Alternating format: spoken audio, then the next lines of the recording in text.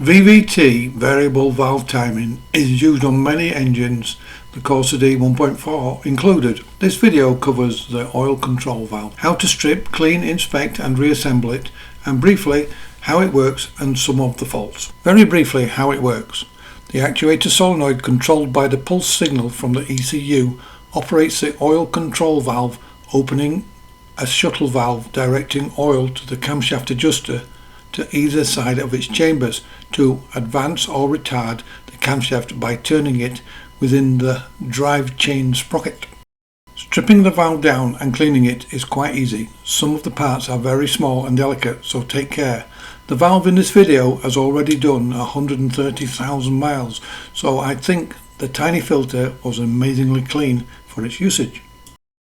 It's my experience that it's well worth inspecting these if you have the engine stripped for any reason, like when renewing the timing chain.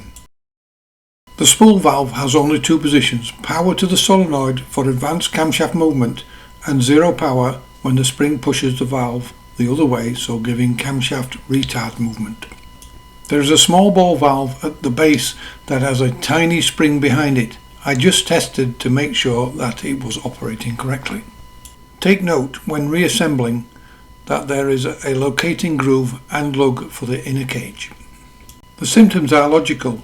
Low oil pressure or thick oil will obviously affect if and how quickly the valve will operate.